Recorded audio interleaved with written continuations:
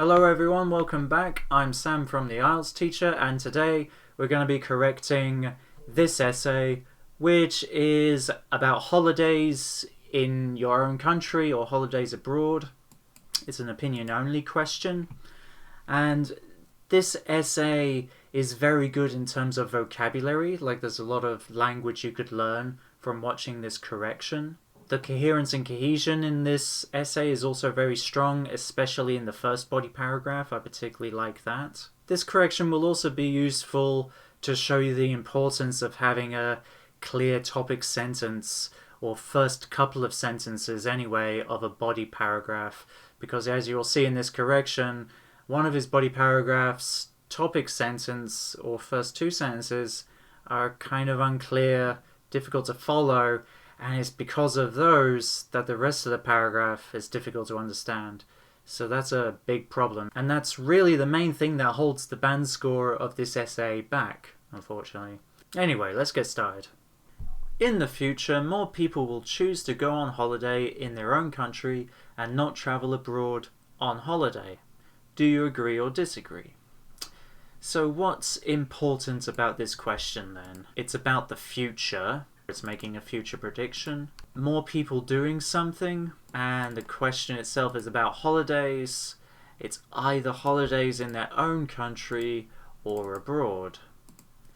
Do you agree or disagree? So this is an opinion-only question, which means I would be expecting the writer to give their opinion on this view in the introduction and give reasons for their opinion in the body paragraphs.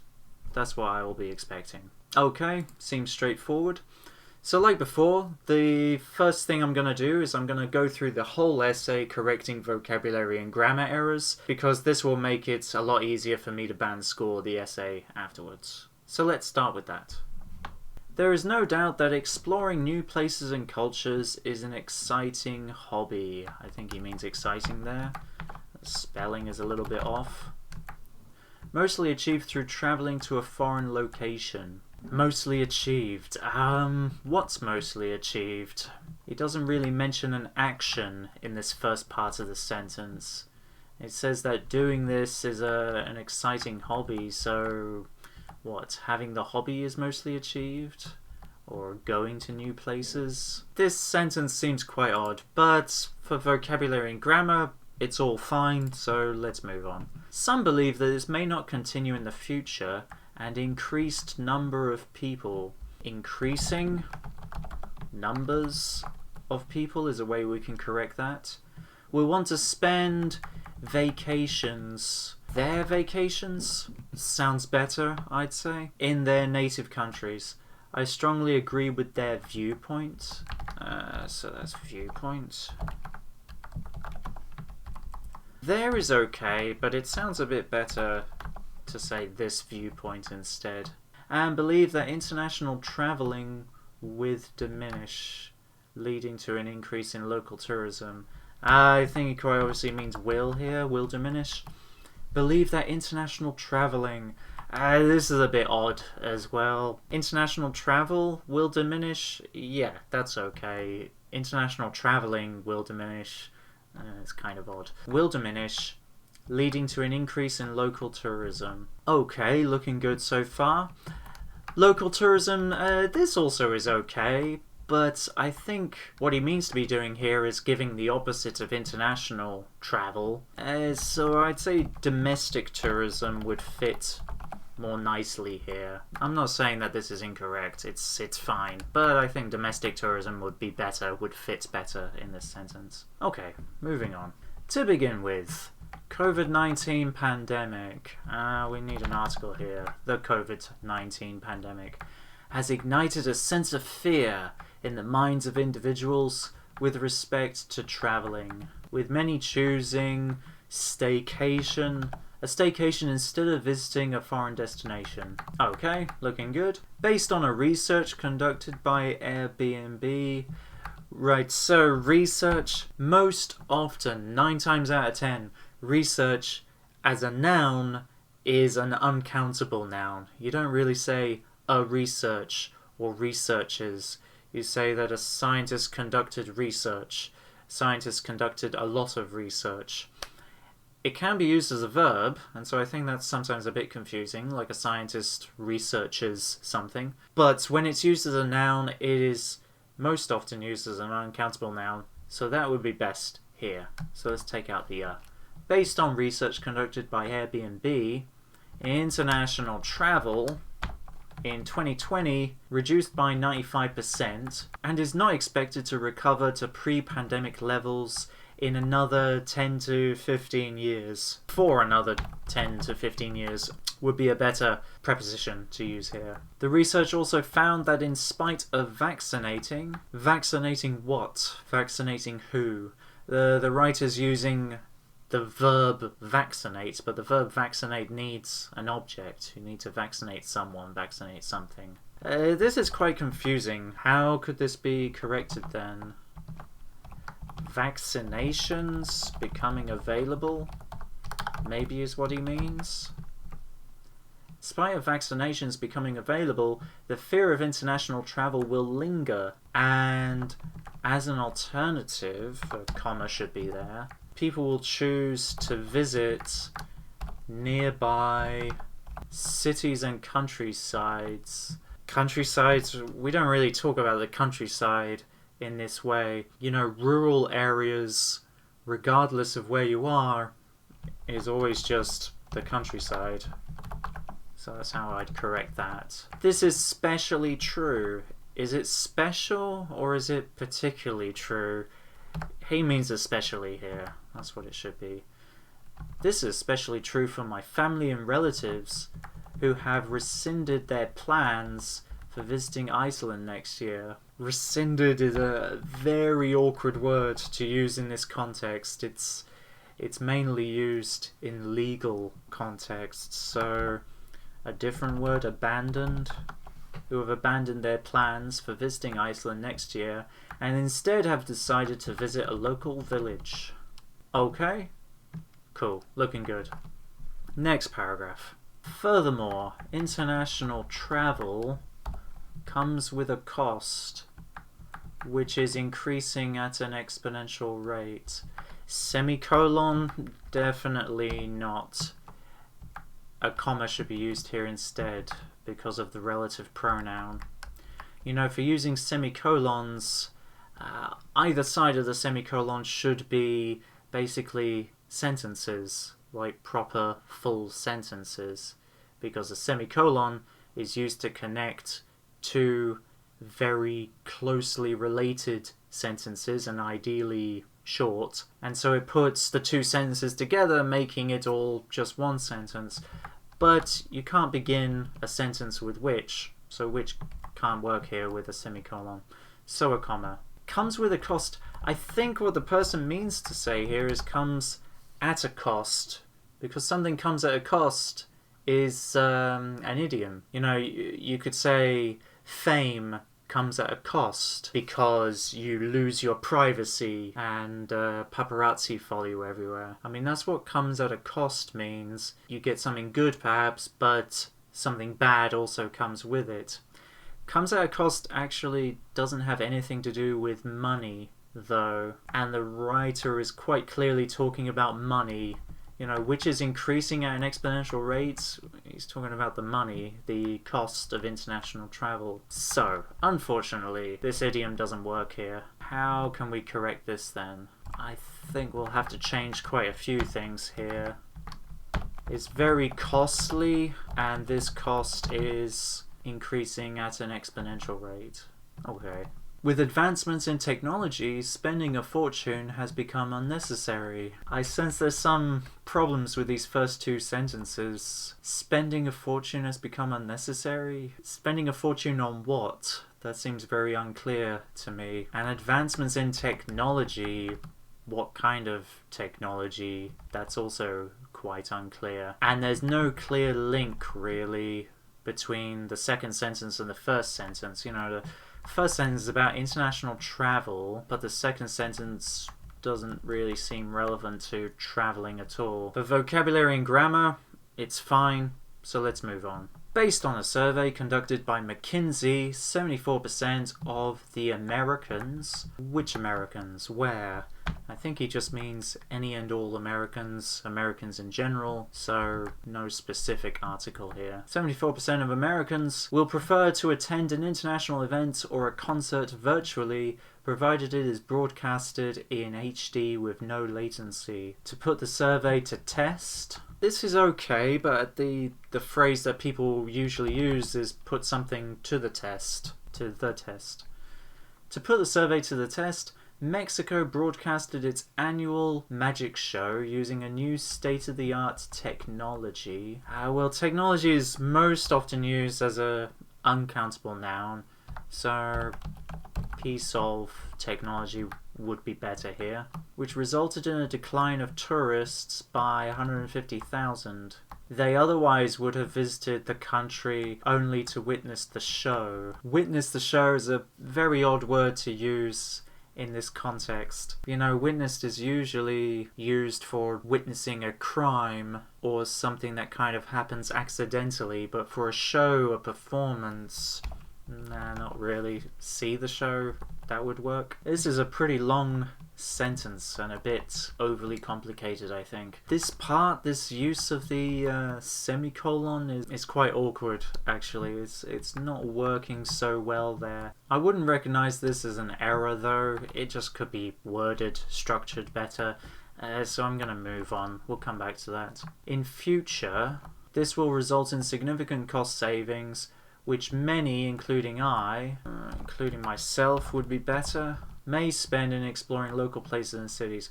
Okay, vocabulary and grammar are fine here, but until there's some problems in this paragraph, particularly with the first two sentences, I got a bit lost there.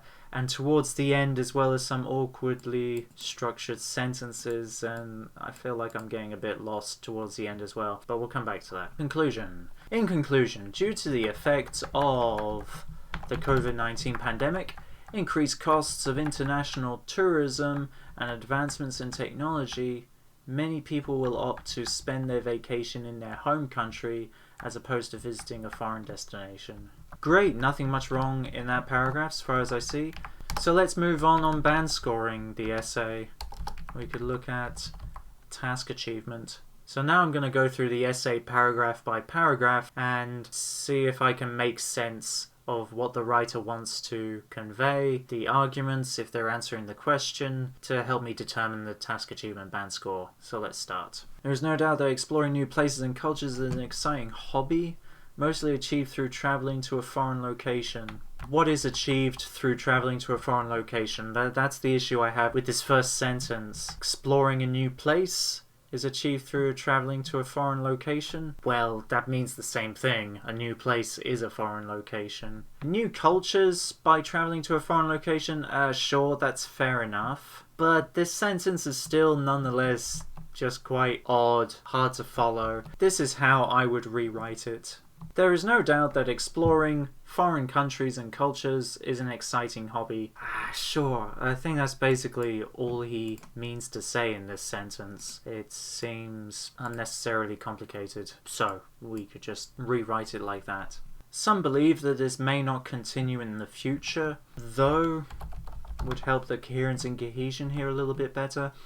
Help the connection between the first two sentences be a bit stronger. Right, this is good. He uses this here. He's connecting this sentence with the previous one. I suppose relates to traveling to a foreign location, or in my rewrite, having this hobby, going to foreign countries, which is paraphrasing part of the view in the question, not going abroad, like it will not continue, and increasing numbers will want to spend their vacations in their native countries.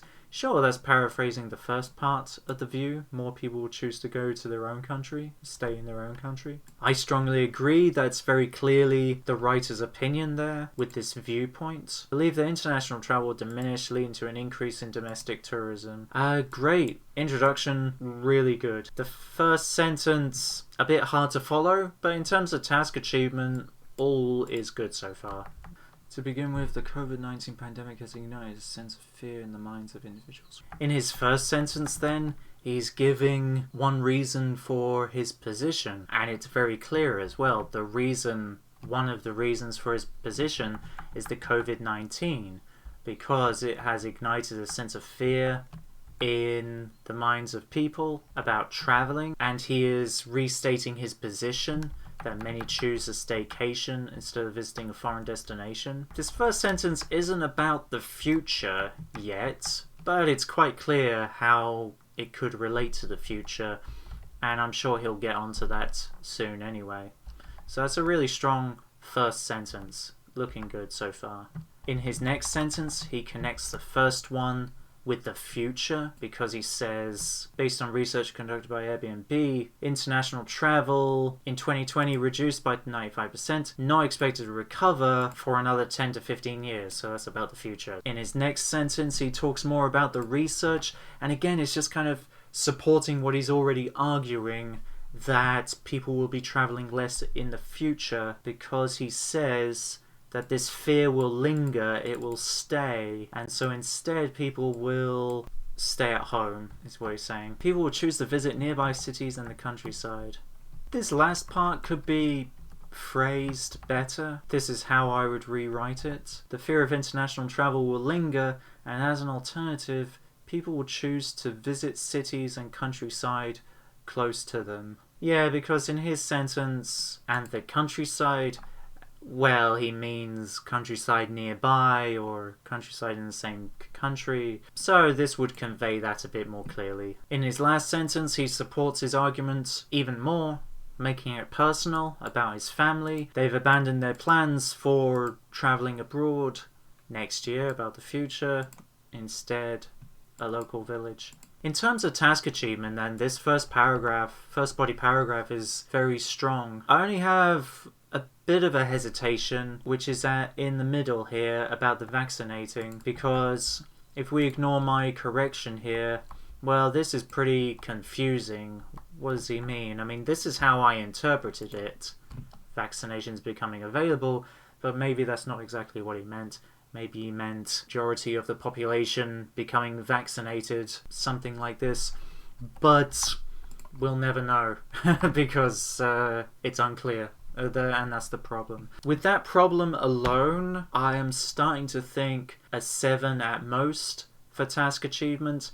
It's not necessarily true. I mean, if everything else is perfect, it could be just about an 8. It could be just about permissible. It certainly wouldn't be a 9. But I'm going to go with 7 for now.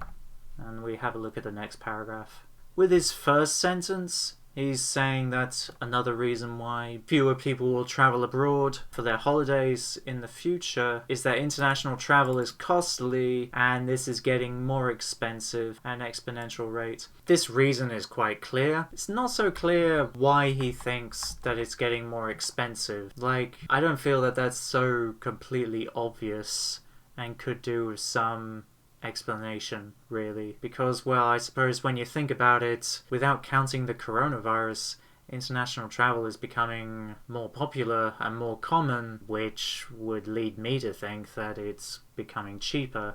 So it's not so obvious why he thinks it's getting more expensive. Could be true. More explanation would help there. With advancements in technology, this second sentence is a big problem, I think. Advancements in technology? What kind of technology? What's that got to do with international travel? Planes? Is that what he's talking about? For traveling internationally? And spending a fortune has become unnecessary. Spending a fortune? This is a bit of a vocabulary issue, really, in a way, because if you say spend a fortune, it has to be very clear what you're spending a fortune on, but he's not stating that here. And, well, you might think, since he just mentioned international travel becoming more expensive, then that's what he's talking about. Like, traveling internationally, it's not necessary to spend a fortune on that. But that doesn't really make any sense here, because he says, with advancements in technology, what kind of technology? Planes? Well, actually, no, he's not talking about planes, because we see in the following sentences, he's talking about attending things virtually and watching them on TV, basically, which is not travel. This sentence is very confusing and unclear, basically. This part is not so clear either. Prefer to attend an international event or concert virtually instead of what? We could have over doing so in real life would make the comparison he wants to make here clearer. To put the survey to the test, so the survey that said that most Americans prefer attending an event virtually over going there in person, which resulted in a decline of tourists by 150,000. Tourists? What kind of tourists? Tourists could be anyone. Tourists could be people attending virtually. Of real life foreign tourists would help here, because we want to be specific here about real life tourists, but also, well, this is about international travel, isn't it? Not domestic tourists, but international tourists. So that's an important detail there. This last part, like I mentioned before, is quite awkward and could be worded a lot more clearly, I think. So here's my rewrite, which resulted in a decline of real-life foreign tourists by 150,000, who otherwise would have visited the country in person. Yeah, the key thing that the writer wants to show in this argument is that fewer people are and will be traveling internationally, so going to the country in person in real life is the key part of it. In his sentence, would have visited the country only to see the show? Well, their specific reason for visiting the country is not so relevant to the argument he wants to be giving here. The fact that they would have gone to the country at all is the more important detail, so this would be clearer and easier to read. This last part is a bit awkwardly structured as well. This is how I would rewrite it. Who otherwise would have visited the country in person. Due to this technological advancement, so what technological advancement? Well, the state-of-the-art technology for broadcasting the magic show, then there will be significant cost savings in the future, which many, including myself, may spend on exploring local places and cities instead. Yeah, here you see I start with making the connection with the technology leading to lower costs, and then talk about the future, how it will lead to people not traveling abroad so much. Okay, so can we understand the second body paragraph a bit better now? I think I see what the writer wants to say here. He wants to say that another reason why fewer people will go abroad for their holidays is that international travel is expensive, and it's getting more expensive, but I'm not sure why he thinks that. But it's expensive, and research has shown that lots of people actually prefer attending events online, virtually, rather than in person. Whether that's true or not doesn't matter, it's his opinion, he's just explaining it. So because of advancements in technology, doing things abroad, virtually on the internet, will become more popular, and so with people going on holiday, they will instead prefer to stay in their own country. I can get his idea, and it's fine. I think it answers the question, it supports his opinion well. The way he has expressed it, though, and the kind of structure of it all is confusing and hard to follow, particularly with the beginning part here. This increasing at an exponential rate. That definitely needs some more explanation. Like, why would you think that? And then we got this part as well. With advancements in technology, which technology? That's never really made clear. You know, I'm only guessing that he's talking about technology about going online. I don't really know, and that's the issue. I shouldn't have to guess. For higher bands in task achievement, I ought to be able to know what it is that he's thinking and what he wants to say. Spending a fortune, again, it's not really clear. Like I said, this is kind of a vocabulary issue, really, because if you spend a fortune, you have to say spend a fortune on something. But sure, that's not very clear either. There's also some other missing details, like I've added here, which would help make his idea easier to understand and easier to follow. So this is a big problem for task achievement, I would say. Certainly can't be an 8 now. I'd say a 7 still. It's certainly still good enough to be higher than a 6. Like, I can't justify giving it a 6, so we'll say 7 for now. And finally, the conclusion. In conclusion, due to the effects of the COVID-19 pandemic. So in the conclusion here, he's summarizing his reasons: the COVID pandemic, increased costs of international tourism, advancements in technology. Yes, he mentioned all of these things in his body paragraphs. Many people opt to spend their vacation in their home country as opposed to visiting a foreign destination. Great. Okay, everything else is fine for task achievement, so that's a 7. How about coherence and cohesion then? This first sentence again, kind of hard to follow. The referencing is a bit hard to follow as well. Mostly achieved. What is mostly achieved? Having the hobby, exploring new places. Also, traveling to a foreign location, well, that means the same as going to a new place, or it's nearly the same as exploring new places. Yeah, coherence and cohesion there is a little bit wanting. He says their viewpoint, which is okay. It works, I mean, for referencing, that works very nicely, so that's good. He's referring back to the previous sentence, the view that he just paraphrased. The first paragraph then, in terms of coherence and cohesion, is good, with exception to the first sentence a bit. To begin with, he's got a nice discourse marker there to ease the transitioning. You know, quite often I see essays where the first body paragraph begins very abruptly.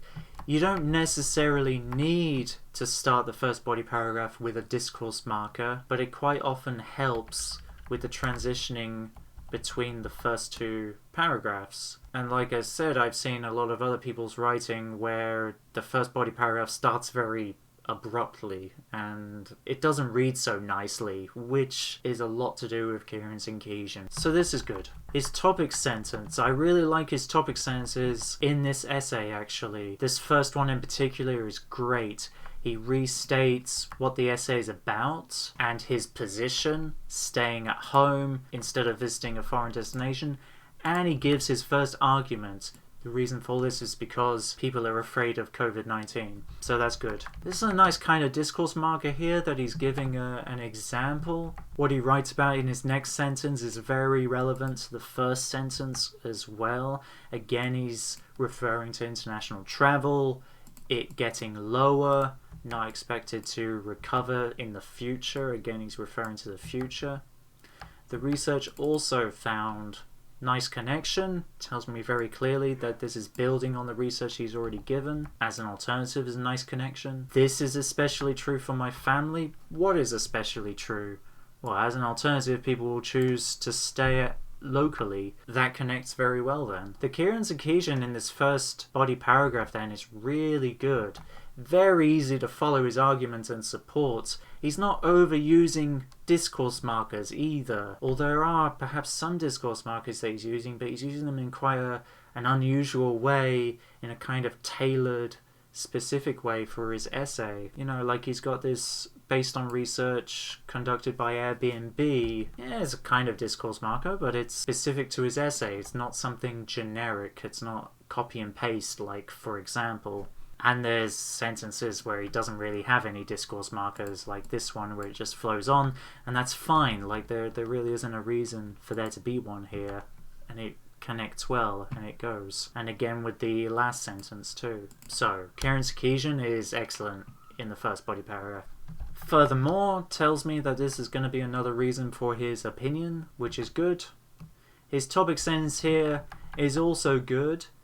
Again, he's referring back to international travel, he's giving a reason, his arguments, it's very costly. It's also not so necessary in this paragraph to restate what the essay is about, because we already know that the whole essay should be about his opinion. And he gave his opinion, he gave one reason for his opinion, and he's telling us here with furthermore, here comes another reason for my opinion. So it's all easy to follow. First sentence is great. The coherence and cohesion falls a little bit at the beginning of this body paragraph though, with this part. I think you probably could predict that I would say this. Advancements in technology. Which technology? Not clear. Spending a fortune on what? Not clear. So yeah, you're losing me here a bit. which definitely is an issue with coherence and cohesion. Apart from that, he's giving an example well here. This part could be a bit clearer with my suggestion, that would help. To put the survey to the test is a great kind of connection there, telling me how this sentence relates to the previous one. Resulted in future. Yeah, it all connects up a bit, but this sentence is quite long, is very long really when you look at it, and quite complicated, kind of difficult to follow.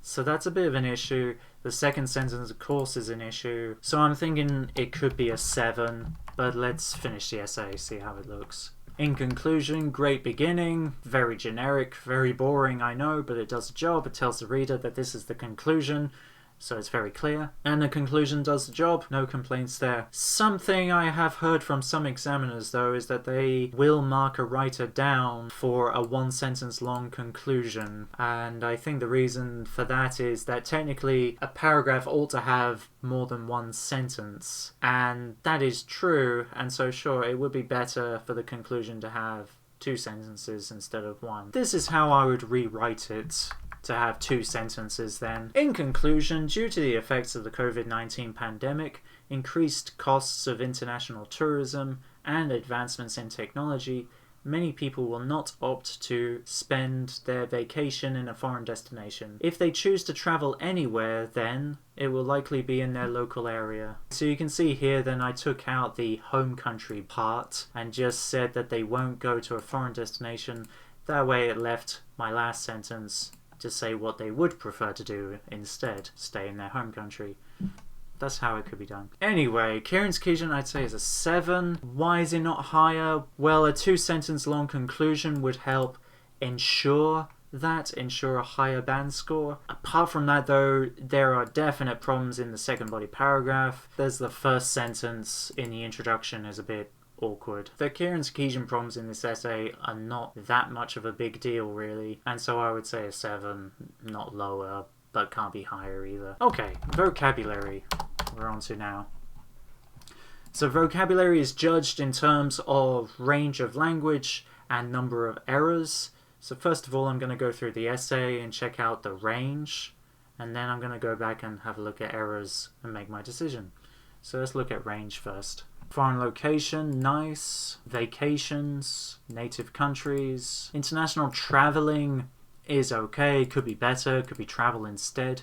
Diminish, really nice vocabulary. Local tourism is also fine as well. Like I said, domestic tourism would be a bit better, be a bit more matching with the international travel. Pandemic, great word. Of course, we're all very familiar with the word pandemic now, but nonetheless he used it. It's still kind of less common, and he used it correctly and well too.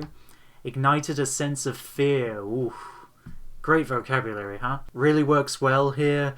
It's not too flashy or flowery or informal. It's working well. Great job. Great vocabulary there. With respect to, it's nice language too. Staycation, a very new, not particularly common word really, but he's using it correctly here, although it's a countable noun. But yeah, he's using it meaningfully here. Visit a foreign destination, that works. Conduct research, nice collocation. Expected, recover, pre-pandemic levels, great collocation, great language. The fear of something will linger, that's great. Alternative, relatives, exponential rate, advancements in technology, spending a fortune, though it's not clear spending a fortune on what though, so this part of vocabulary is not so meaningful, so it decreases the value of it, I would say. Conduct a survey, great collocation. International events, concert virtually, attend something virtually, great collocation. Broadcast, latency, no latency, great. Put something to the test, he nearly gets it perfect. Damn good try though. Annual magic show. State-of-the-art technology, significant cost savings, international tourism, they'll opt to do something, great vocabulary, works well here, as opposed to nice language. Wow, the vocabulary in this is really good actually, a great range of language, and he's using it meaningfully, it's helping to explain his arguments, he's not using it in a trivial way just for the sake of having flashy language in your essay, because that can be so often easy to notice, but he's not. He's using it well. He's using it to explain his ideas. So I would say an 8 for range. Let's have a look at errors now, though. Exciting, spelling error. Increasing, this is more of a grammar error, I would say. Viewpoint, spelling error. With, will diminish. Not a big deal. I think it's pretty clear he meant will here. He knows what with means. He knows what will means. It's kind of a typo, I would more say. Vaccinating is quite clearly a vocabulary error because there's no object. Countrysides is kind of an error as well. Rescinded is an error. Especially is an error. Comes with a cost is an error with an idiom as well. Witness is a bit of an awkward collocation with witness the show. Doesn't work that well. Apart from that, that's it. Not so many errors then. I would say it is just about an 8. It is close to getting down to a 7 though because of the errors, I would say. For a higher band then, fewer errors, greater range of language is what would be needed. Right, so grammar. Like before then, first I'm going to have a look at the range of grammar and then we'll have a look and see how many error-free sentences there are. He uses a semicolon here. Although this sentence is very awkward and kind of weird, the semicolon is used correctly, so that's fine. Great sentence. Leading to is a nice conjunction he's using there. Has ignited, present perfect. With respect to is a nice conjunction. With many choosing is a nice subordinate clause. Instead of, nice conjunction. Visiting, a gerund there. Is not expected is a passive voice. In spite of, nice conjunction. Who is a relative clause. And he's making a subordinate clause here with. Another subordinate clause with provided. Using, making a gerund. Relative clause which. Semicolon, in grammar terms it works. This is correct. Using would correctly, using will correctly, another relative clause. May, some modal verbs, including a present participle. Due to, making a complex sentence. With the comma, there's the rest of the subordinate clause for the complex sentence, as opposed to is a nice conjunction. And another gerund there as well. Okay, he's got a good range of complex sentences and complex grammar. I'd say enough for a 7, not enough for an 8 though, a greater range would be needed. How is he for error-free sentences though? That's what I'm going to look through now. Here's an error. 2 out of 3 sentences that are error-free so far. The COVID-19 pandemic, that's an error. There's an error. Comma is needed there, that's an error. And that's it. Not many errors. That's like 2 out of 4 sentences that are error-free, as I can see. Like there is this sentence that is error-free, this sentence is error-free. This is an error with using which and the semicolon. There's an error with the article. Apart from that, no other errors in this paragraph. It's very accurate. And in the conclusion, the same error that he made before with the COVID-19 pandemic. You should only be counting the same kind of error once, though, for IELTS band scoring, so I would count this as another error-free sentence.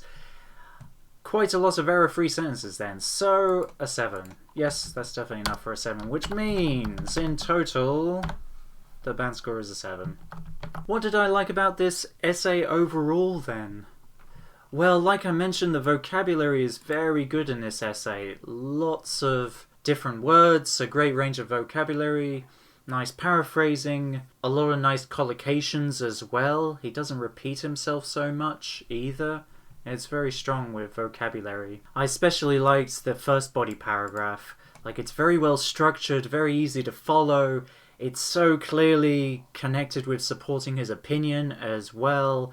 It's a breeze to read through, basically, which makes it a great paragraph. So I really like this first body paragraph. Hi again, I hope you enjoyed that video. Please leave a like and a comment below. I'd love to hear from you and hear what you think about it. If you'd like more corrections like this, then you should check out the essay archive on the IELTS Teacher website, and I'll leave a link for that in the description below.